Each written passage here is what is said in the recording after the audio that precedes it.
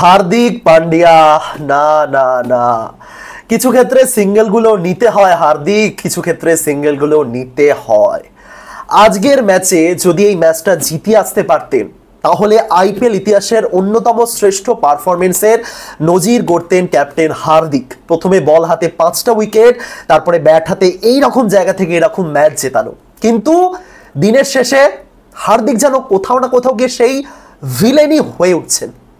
হয়তো আজকে তাকে ট্র্যাজিক হিরো বলা যেতে পারে, কিন্তু সমর্থকরা এরকম পরিস্থিতিতে হার্দিককে দোষারোপ করবেন। কারণ হার্দিক ওই রকম পরিস্থিতিতে যে সিঙ্গেলটা নিলেন না, নিজের উপর ভরসা রাখলেন, সব ঠিক আছে, সব ঠিক আছে, কিন্তু ওই যে তারপরে ম্যাচটা জেতাতে পারলেন না, এই জায়গাতে গিয়েই তিনি যেন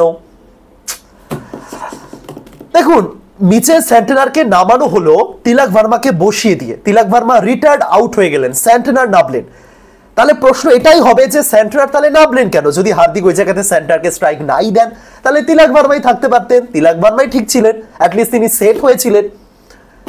সুতরাং এইরকম কিছু ছোটখাটো সিদ্ধান্ত, ছোটখাটো ভুল ম্যাচের ভাগ্য করে দেয় এবং সমর্থকদের সমালোচনা বা ট্রোল করারও সুযোগ দিয়ে দেয়।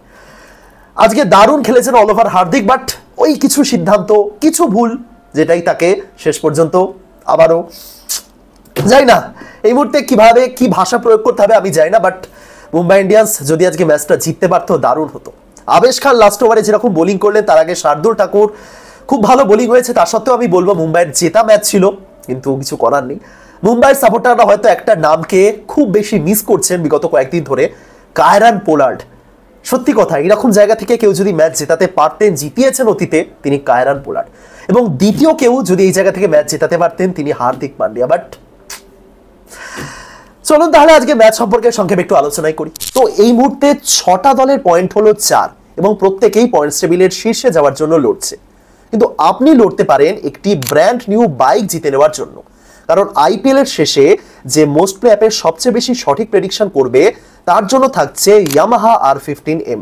বাকিদের জন্য পুরস্কার থাকছে, যেমন রয়্যাল এনফিল্ড ক্লাসিক 350, এসার Nitro 5 gaming laptop, Redmi note 13 pro, JBL party box এবং অসংখ্য ক্যাশ প্রাইজ। এই মোস্ট প্লে অ্যাপে আপনি পেয়ে যাবেন দৈনিক 200% স্পোর্টস রিলোড বোনাস, যেখানে সর্বোচ্চ 7,000 টাকা পর্যন্ত জেতার সুযোগ রয়েছে আপনার কাছে। টাকা ট্রানজাকশনের জন্য রয়েছে ফোনপে, গুগল পে, ইউপিআই এবং বাংলাদেশি ইউজারদের জন্য নগদ, বিকাশ, রকেট এবং উপায়। সুতরাং কমেন্ট বক্সে দেওয়া লিঙ্ক থেকে মোস্ট প্লেতে সাইন আপ করুন এবং আইপিএল এর শেষে জিতে নিন একটি ব্র্যান্ড নিউ বাইক। প্রথমত হার্দিক পান্ডিয়ার বোলিং কিন্তু খুব ভালো হচ্ছে, এইটুকুনি নিঃসন্দেহে বলতে পারি আমি। হার্দিকের বোলিং সত্যি ভালো হচ্ছে। আগের ম্যাচে মুম্বাইয়ের যে অশ্বিনী কুমার খুব ভালো বোলিং করেছিলেন, আজকে কিন্তু সেইভাবে তার বল ঠিকঠাক কানেক্ট হয়নি, ঠিক জায়গায় বল পড়ছিল না এবং সেই কোনোভাবে সেই আগের দিনের মতন বোলিংটা হয়নি তার। সেই জায়গাতে দাঁড়িয়ে হার্দিক পান্ডিয়া আজকে যখনই এসেছেন, এক একটা যে ব্রেক থ্রু দিয়েছেন, মানে একটা ওভারে আসছেন আর উইকেট তুলে বেরিয়ে যাচ্ছেন, আবার পরের ওভারে আসছেন আবার উইকেট তুলছেন, প্রত্যেক ওভারে এরকম একটা করে উইকেট তোলা, এটা কিন্তু খুব মানে মুম্বাইয়ের জন্য খুব কাজে দিয়েছে আজকে। এই যে 203 রান তুলেছে লখনৌ, 5টা উইকেট হার্দিক তুলেছেন, তার সত্ত্বেও 203 রান, মানে বুঝতে পারছেন ওই একটা দুটো উইকেট যদি না পড়তো এই 203টা কোথায় গিয়ে থামতে পারতো। সবচেয়ে বড় উইকেট যেটা ছিল নিকোলাস পুরানের। পুরান অল ওভার লখনৌর হয়ে দারুণ খেলেছেন। তার উপর আজকে মিচেল মার্শ যে জায়গাটা সেট করে দিয়েছিলেন ওটা পুরানের জন্য একদম আইডিয়াল ছিল, কিন্তু পুরানকে প্রথমে তুললেন, তারপরে পরের ওভারে এসে আবার একটা ব্রেক থ্রু দিলেন এবং শেষ দিকে গিয়ে একটু রান খেয়ে গেছেন বটে, লাস্ট ওভারে 15 না কত খেয়েছেন, বাট স্টিল দুটো উইকেট তুলেছেন। সো অল ওভার ওই মিলারের ওই জায়গাতে যদি শেষ পর্যন্ত মিলার থেকে যেতে হয়তো আরও একটা দুটো 6 হয়ে যেতে পারতো। সো অল ওভার 36 রান দিয়ে 5টা উইকেট, খুব ভালো বোলিং, সত্যি ভালো বোলিং। প্রথম ক্যাপ্টেন হিসেবে আইপিএল এর মঞ্চে 5 আর তুললেন হার্দিক। আইপিএল ইতিহাসে, এত বছরের ইতিহাসে প্রথম ক্যাপ্টেন যিনি 5 আর তুললেন। সুযোগ ছিল একটা অসাধারণ, একটা অবিশ্বাস্য ম্যাচ জেতানোরও, কিন্তু হলো না সম্ভব। দেখুন এই যে তিলক, সূর্য, হার্দিক, এই যে মুম্বাই ইন্ডিয়ান্সের যে ব্যাটিং লাইন আপটা দেখলাম শেষ দিকে, প্রথমে সূর্য, তিলক, তারপরে সূর্য আউট হলেন, হার্দিক। এই ব্যাটিং লাইন আপটা শুধুমাত্র মুম্বাই ইন্ডিয়ান্সের ব্যাটিং লাইন আপ নয়, এটা ইন্ডিয়ান ব্যাটিং লাইন আপ। একটা জিনিস মাথায় রাখতে হবে, এই সেম ব্যাটিং লাইন আপ আমরা কিন্তু ভারতীয় দলের হয়েও দেখবো। হয়তো তিলক, সূর্য সেখানে একটু আগে খেলবেন, তিলক 3-এ, সূর্য 4-এ, হার্দিক হয়তো একটু বেশি নিচে 6 বা 7-এ, বাট স্টিল এইরকম পরিস্থিতিতে এরা ম্যাচ জিতিয়ে ফিরছেন, মানে এটা ভারতীয় সমর্থকদের জন্য একটু স্বস্তির খবর। অনেকে যদিও আর কি যারা ওই একটু RCB versus Mumbai, Kohli versus Rohit battle ওইসব নিয়ে পড়ে থাকে, তাদের জন্য হয়তো নয়, কিন্তু still as a neutral supporter এই ম্যাচে আমি চেয়েছিলাম যে এরা ভারতীয় প্লেয়ার যেহেতু, তাই এরা ম্যাচটা জিতে ফিরুন। কিন্তু ভালো খেলেছেন সূর্য, কিন্তু স্টিল সূর্যর এরকম পরিস্থিতি থেকে ম্যাচ জিতে ফিরতে হবে। সূর্য কিন্তু অনেক দিন হয়ে গেছে তিনি ভারতীয় দলের ক্যাপ্টেন হওয়ার পর থেকে বা ক্যাপ্টেন হিসাবে সে পারফরমেন্সটা করতে পারছে না। মাঝে একটা দুটো ভালো ইনিংস খেলছেন, কিন্তু সেটা কিন্তু ভারতীয় দলের ক্যাপ্টেন হিসাবে মোটেই মানানসই নয়। সূর্যকে আরো বেটার পারফর্ম করতে হবে। যে জায়গায় আজকে সূর্য আউট হলেন, হয়তো সেরকম পরিস্থিতি থেকেও ম্যাচ জেতা যেত। 4 ওভারে 52 মতন দরকার ছিল, অবশ্যই জেতা যেত। কিন্তু সূর্য যে জায়গাতে আউট হলেন, যে শটটা খেলতে গিয়ে আউট হলেন, সবসময় আপনি ওরকম অ্যাক্রোব্যাটিক শট খেলছেন, সামনে পিছনে হোয়াইট বলে ওরকম চালিয়ে দিচ্ছেন, সবসময় কিন্তু হয় না। তো সূর্যকুমার যাদবের সেটা হয়তো বোঝা উচিত, এবং এমন পরিস্থিতিতে তিনি আউট হলেন যেখান থেকে আমার মনে হয় না যে তার খুব বেশি ভরসা রাখা উচিত ছিল বাকি প্লেয়ারদের উপর। কারণ এরকম পরিস্থিতিতেই আগের যে ম্যাচটা গুজরাটের এগেনস্টে মুম্বাই হেরেছিল, হার্দিক কিন্তু ওই জায়গা থেকেও পারেননি জেতাতে। সুতরাং সূর্য আজকে পারতেন, সূর্য যদি শেষ পর্যন্ত দাঁড়িয়ে থাকতেন পারতেন, এবং তিনি দেখছিলেন তার সাথে তিলক স্ট্রাগল করছেন। সুতরাং ওই জায়গাতে সূর্যকে আর একটু দায়িত্ব নিতে হবে। আরও এই কারণে নিতে হবে, তিনি ভারতীয় দলের ক্যাপ্টেন। এই কয়েক মাস পর এশিয়া কাপ খেলতে নামবে ভারত, আর কয়েক মাস পর ভারত টি-20 বিশ্বকাপ খেলবে, 1 বছর বাকি আছে। সো আমি চেয়েছিলাম অ্যাকচুয়ালি সূর্যই ম্যাচটা জেতান। তিলক ভার্মা ভারতের খুব ভালো পারফর্মার, কিন্তু সামহাউ মুম্বাইয়ের হয়ে তিনি পারছেন না। এবং তার ব্যাটিং অর্ডার অবশ্যই চেঞ্জ করা হচ্ছে, যেটা নিয়ে আমার প্রথম দিকে একটু প্রশ্ন ছিল। বাট আজ নামানধীর যেভাবে ব্যাটিং করলেন, আমার মনে হয় নামানধীরই 3 নম্বরে ঠিক আছে। নামানধীরকেও এই চক্করে পাঠিয়ে দেওয়া হচ্ছিল সেই 6-7 ওরকম জায়গাতে। এটা কিন্তু নামানধীরের জন্য আইডিয়াল প্লেস নয়। এরপর আবার যদি রোহিত ফেরেন, তাহলে কোথায় খেলবেন আমি জানি না। সুতরাং ভারতীয় দলের যে টপ অর্ডারের প্লেয়াররা, তারা কিন্তু ধীরে ধীরে নেমে যাচ্ছেন। তিলক ভার্মা 5-এ নামছেন, এরপরে রোহিত ফিরলে তাকে কোথায় নামতে হবে কেউ জানে না, হয়তো দেখবো 6-তে নেমে যাচ্ছেন তিলক। না হওয়ার কিছু নেই। যদি রিকেলটারের সাথে রোহিত ওপেনিং করেন, 3 নম্বরে উইল জ্যাক্স, 4 নম্বরে সূর্য, 5-এ হয়তো নামানধীর, 6-এ তিলক। তো তিলককে ওভাবে ব্যবহার করে লাভ নেই। ঠিক আছে, 4 অব্দি মানতে পারছি, বাট সো হচ্ছে না। তিলক ভার্মার ব্যাটিং পজিশনটা ঠিক মিলছে না, এবং ভারতীয় দলের সাথে তো মিলছেই না। আপনি মুম্বাই ইন্ডিয়ান্স আর ভারতীয় দল, ইন্ডিয়ান টিম আর মুম্বাই ইন্ডিয়ান্স টিম, এই দুটো দলের মধ্যে কোনো মিল পাবেন না। অথচ প্লেয়ার, প্রত্যেকটা প্লেয়ার, মানে মুম্বাই ইন্ডিয়ান্সের যে ভারতীয় প্লেয়ার রয়েছে, প্রায় ম্যাক্সিমাম প্লেয়ার কিন্তু ইন্ডিয়ান টিমে রয়েছে। রোহিত, সূর্য, হার্দিক, তিলক, বুমরা। ঠিক আছে, সো এতটা ডিফারেন্স যখন হয়, তখন তো একটু হলেও তো মুশকিলে পড়ে, তাই না? যাই হোক, স্টিল ঠিক আছে। কিন্তু তিলক ভার্মাকে যে জায়গাতে রিটায়ার্ড আউট করিয়ে বসিয়ে দেওয়া হলো, মেবি মানে প্লেয়াররাও বিশ্বাস করতে পারছিল না যে কেন করা হলো। মানে সূর্যকুমার যাদবকে তো অনেকক্ষণ ধরে মহিলা জয়বর্ধনে বোঝালেন, সম্ভবত ডিসিশনটা জয়বর্ধনেরই ছিল।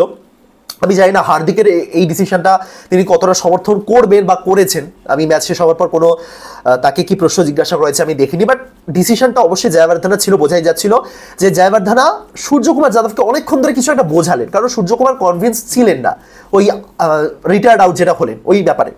তিনি বলছিলেন কি হলো, সেন্টার কেন নামলেন, কি কারণে ফিরছেন, সূর্য যেন আকাশ থেকে পড়ছেন। এরকম এক্সাম্পল আগেও রয়েছে, আইপিএল মঞ্চে রবিচন্দ্রন অশ্বিন এরকম করেছেন। কিন্তু কি হলো, কেন সেন্টার নামলেন, তিলক কেন বসে গেলেন, সিদ্ধান্তটা কার? তো এই জিনিসগুলো নিয়ে কনফিউশন ছিল, এবং সিদ্ধান্তটা জয়বর্ধনের। তো ওই জায়গাতে তাকে বসিয়ে নেওয়া হলো, ঠিক আছে, আমি এর পক্ষে। আমি অতীতে প্রচুরবার এই কথা বলেছি যে যদি আপনি ব্যাটে বলে কানেকশন করতে না পারেন, তাহলে আপনি বসে যান। এবং আপনি এমন পরিস্থিতিতে এরকম শট খেলছেন, এবং আপনি দেখছেন ডাগআউটে এখনো একজন রয়েছে, এরপরে আরেকজন নামবে ব্যাটিং করতে, যে মারতে পারবে, কিন্তু আপনি কোনোভাবে মারতে পারছেন না, তাহলে বসে যান, পাতি ভাষা বসে যান।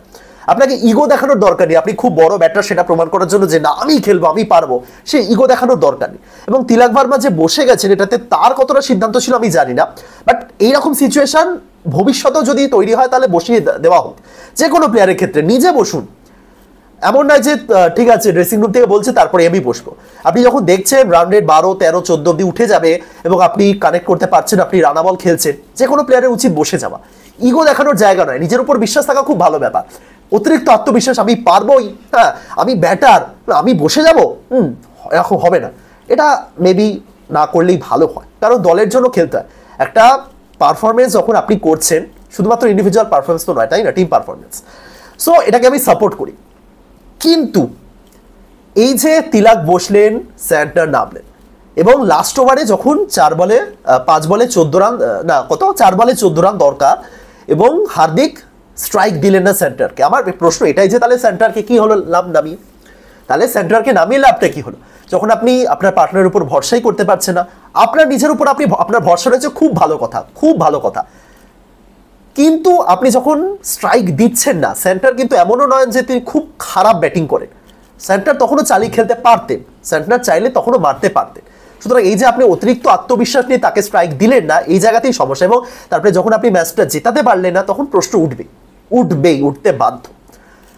ইন কেস ওই জায়গাতে তিনি সেন্টারকে একটা স্ট্রাইক দিলেন, তখন কি দরকার ছিল? 3 বলে 13, অর্থাৎ ওখানে যদি সেন্টার একটা ডট খেয়েও যেতেন সামহাউ, তখনও কিন্তু ম্যাচ একটা মানে অন্তত টাই হওয়ার মতো পরিস্থিতি থাকতো। 2 বলে 13, দুটো ছক্কা হলেও টাই হতো।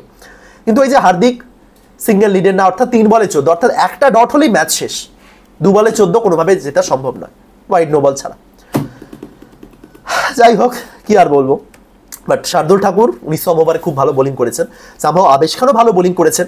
যে বলটা হার্দিক 6 মারলেন প্রথম বলে, অত সহজে ওই শটটা মেরেছে এমনটা নয়, যথেষ্ট কঠিন শট ছিল। ওরকম ভাবে ফুল টসটা বাইরে বার করে দিলেন, যথেষ্ট কঠিন শট ছিল। ফুল টস পড়েছিল কি, মেবি ফুল টসই পড়লো। সো যথেষ্ট টাফ শট ছিল, এমন নয় যে খুব ইজিলি তিনি মেরে দিয়েছেন। সো পারলেন না, কিছু করার নেই। একটা এক্সট্রাঅর্ডিনারি পারফরমেন্স হতো। আমি যাই না 5টা উইকেট নেওয়ার পর এরকম একটা প্রায় 250 স্ট্রাইক রেটে শেষ পর্যন্ত এরকম ম্যাচ জিতিয়েছে কটা প্লেয়ার আছে, বাট হার্দিক পারতেন, সামহাউ হলো। সো মুম্বাই ইন্ডিয়ান্স আরও একটা ম্যাচ হারলো। আমি ইতিমধ্যে দেখছি যে ম্যাচ চলাকালীনই দেখছিলাম মুম্বাই ইন্ডিয়ান্সের সমর্থকরা প্রচণ্ড রেগে গেছেন সব কিছুর উপর, হার্দিক পান্ডিয়ার উপর, টিম ম্যানেজমেন্টের উপর, রোহিত আজকে খেলছেন না তার উপর। মানে সমর্থকরা বিশ্বাসও করতে রাজি নয় যে রোহিত অ্যাকচুয়ালি আজকে ইনজিওর্ড হয়েছেন ম্যাচের আগে। নেট প্র্যাকটিসের সময় তার একটু হালকা চোট লেগেছে, তারা ভাবছে না এটা কিন্তু চক্রান্ত। সো মুম্বাই ইন্ডিয়ান্সের কোনো একটা ওই অশুভ শক্তি মুম্বাই ইন্ডিয়ান্সের দলের মধ্যে ঢুকে পড়েছে।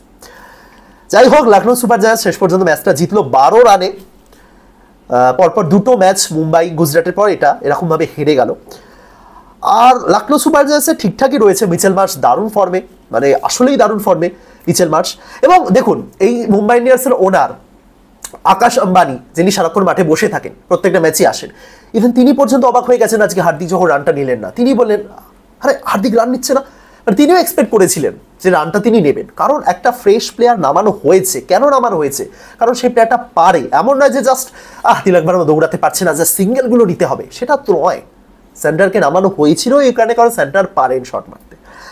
লখনৌ সুপার জায়ান্টস ব্যাটিং ভালো করেছে, মিচেল মার্শ খুব ভালো খেলছেন। সমস্যা তাদের ওই একটাই, ঋষভ পান্ত টানা ব্যর্থ। ঋষভ পান্তের ব্যাটে রান আসছেই না, এটাই হয়তো লখনৌকে সবচেয়ে চাপে রেখে দেবে। সামহাউ ঋষভ পান্তের ক্যাপ্টেন্সি খারাপ হচ্ছে আমি বলবো না, কিন্তু বোলাররা কিন্তু ভালো প্রদর্শন করছে। আজকে দিগ্বেশ রাঠি যে বোলিংটা করেছেন, আহা, আমি জানি না দিগ্বেশ রাঠি এবার সাসপেন্ড হতে চান কিনা, কারণ ওই বারবার ওই সেলিব্রেশন করলে কিন্তু এবার তাকে ব্যান করে দেওয়া হবে। আগের ম্যাচে তাকে জরিমানা করা হয়েছিল, ওটা তার ন্যাচারাল সেলিব্রেশন হতেই পারে, অনেকেরই অনেক রকম থাকে। অনেকে এরম বার করে দেন, অনেকে স্যালুট করেন, অনেকে অতিরিক্ত অ্যাগ্রেশন দেখান, তারও ওইটা ন্যাচারাল সেলিব্রেশন হতেই পারে। কিন্তু ওই সেম জিনিসের জন্য তাকে একবার জরিমানা করা হয়েছে, এবার কিন্তু ইগোতে নিয়ে নেবে আইপিএল কমিটি, এবার তাকে সাসপেন্ড করে দিলে মুশকিল। যাই হোক, লখনৌয়ের পারফরমেন্স ভালোই হয়েছে, মুম্বাইরও ঠিকই আছে। মুম্বাই দুজন ওপেনার শুরুতে আউটে চাপ তৈরি হয়েছিল। নামান ধীর খুব ভালো খেলেছেন, যতক্ষণ খেলেছেন 24 বলে 46, তার ওই ইনিংসটা খুব গুরুত্বপূর্ণ, মানে খুবই গুরুত্বপূর্ণ ছিল। সূর্য ঠিক আছে, কিন্তু 43 বলে 67 ফিনিশ করে আসা উচিত ছিল সূর্য, অ্যাটলিস্ট লাস্ট পর্যন্ত দাঁড়িয়ে থেকে খেলা উচিত ছিল। তিলক তো আজকে কানেক্ট করতেই পারলেন না ব্যাটে বলে। হার্দিক 16 বলে 28 নট আউট, 175 স্ট্রাইক রেট থাকার পরও হলো না। আর কি 12 রানের শট তারা শেষ পর্যন্ত। যাই হোক, একটা মিক্সড ডে মুম্বাই ইন্ডিয়ান্স ফ্যান্সদের জন্য। বাট হার্দিক পান্ডিয়া কি বলবো, তিনি হিরো নাকি ট্র্যাজিক হিরো নাকি ভিলেন? হার্দিক পান্ডিয়াই উত্তর দিতে পারবে।